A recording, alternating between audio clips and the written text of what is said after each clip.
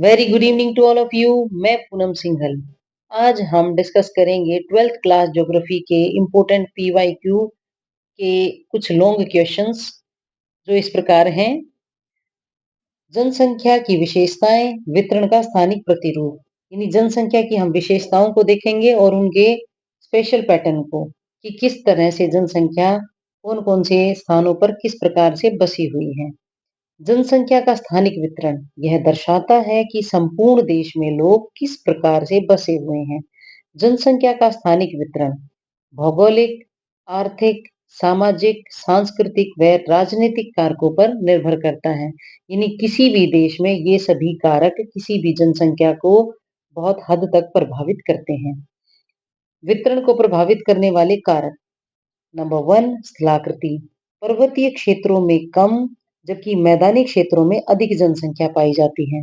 क्योंकि जो पर्वतीय क्षेत्र हैं वहां पर जो जनसंख्या है वो कम पाई जाती है, क्योंकि वहां जो परिस्थितियां हैं वो अनुकूल नहीं होती हैं, जबकि मैदानी क्षेत्रों में अनुकूल परिस्थितियों के पाए जाने के कारण जनसंख्या काफी अच्छी पाई जाती है। जैसे उत्तरी भारत का मैदान, वहां पर जनसंख्या सघन पाई जाती है।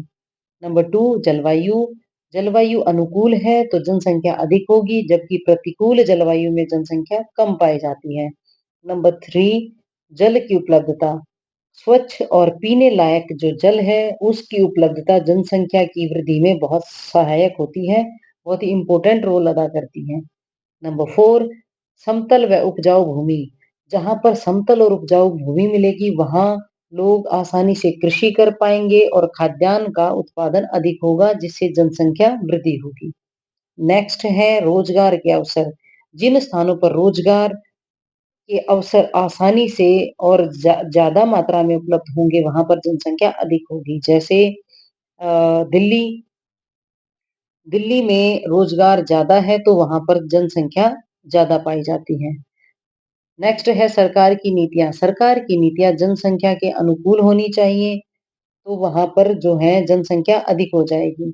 यदि सरकार की नीतियां प्रतिकूल हैं तो वहां पर जनसंख्या कम हो जाएगी। नेक्स्ट है राजनीतिक स्थिरता। जिन स्थानों पर राजनीतिक स्थिरता पाई जाती है वहां पर जनसंख्या सघन होती है। जैसे उत्तरी भारत का जो मैदान है वहां पर राजनीतिक स्थिरता होती है, क्योंकि केंद्र सरकार वहां वहीं पर है। दिल्ली में केंद्र सरकार है तो राजनीतिक स्थिरता है, तो वहां के आसपास के इलाकों में जनसंख्या काफी ज्यादा पाई जाएगी। जबकि जो बॉर्डर एरियाज हैं वहां पर राजनीतिक अस्थिरता पाए जाने के कारण जनसंख्या कम होती है, जैसे जम्मू कश्मीर। नेक्स्ट पॉइंट है विवाह की आयु। विवाह की आयु यदि कम है तो जनसंख्या ज्यादा होगी, क्योंकि बच्चे ज्यादा पैदा होंगे। यानी विवाह की आयु अगर अधिक है तो वहां पर जनसंख्या कम हो जाएगी। नेक्स्ट है परिवार नियोजन। परिवार नियोजन से जनसंख्या में कमी आती है। नेक्स्ट है स्वास्थ्य सेवाएं। यदि स्वास्थ्य सेवाएं लगातार बढ़ रही हैं, हॉस्पिटल फैसिलिटीज बढ़ रही है, मेडिकल सुविधाएं ज्यादातर बढ़ रही हैं, तो उसकी वजह से जनसंख्या में वृद्धि हो जाती है, क्योंकि मृत्यु दर कम हो जाता है। नेक्स्ट है प्रवास। प्रवास से यानी जहां पर कम विकास है वहां से विकसित क्षेत्रों की ओर लोग प्रवास करते हैं और जनसंख्या में वृद्धि कर देते हैं। जैसे यूपी बिहार के जो लोग हैं वो हरियाणा में आ जाते हैं, क्योंकि यहाँ पर जो रोजगार के अवसर हैं वो ज्यादा प्राप्त होते हैं। तो इस वजह से पंजाब और हरियाणा की जो जनसंख्या है वो बढ़ जाती है। नेक्स्ट है जीवन प्रत्याशा में वृद्धि। जीवन प्रत्याशा यदि कम होगी तो वहां पर जो जनसंख्या है वो कम पाई जाएगी। लेकिन जहां पर जीवन प्रत्याशा अधिक पाई जाती है वहां पर जनसंख्या वृद्धि लगातार बढ़ती रहती है, बढ़ जाती है। नेक्स्ट है धार्मिक विश्वास।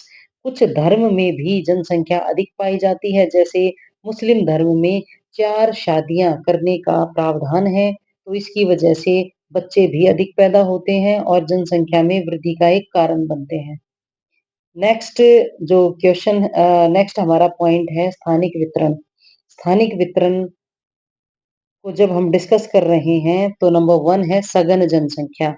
सघन जनसंख्या यानी घनत्व जो है, सघन जनसंख्या घनत्व कहाँ कहाँ पर पाया जाता है? यह गंगा ब्रह्मपुत्र डेल्टा में, पंजाब, हरियाणा, दिल्ली, चंडीगढ़, मुंबई, कोलकाता इन सभी क्षेत्रों में सघन जनसंख्या घनत्व पाया जाता है।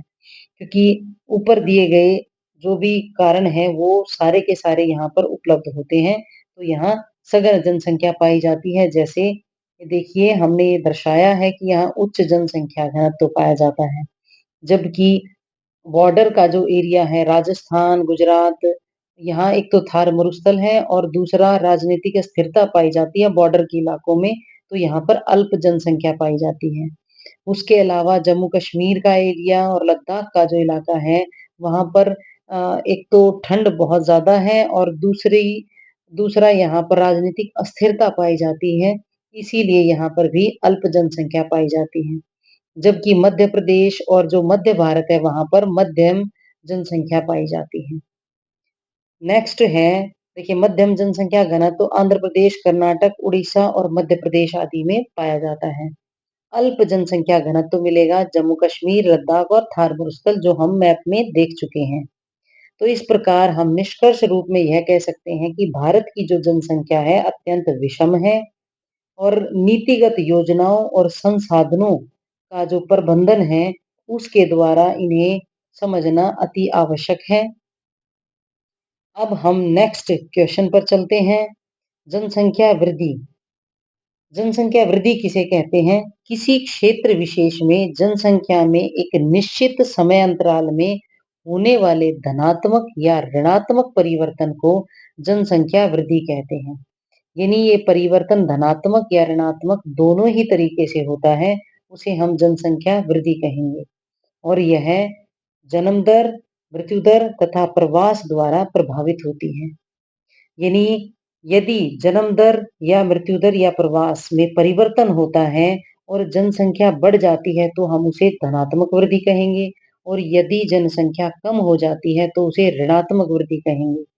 लेकिन एक परिवर्तन आवश्यक है जनसंख्या में।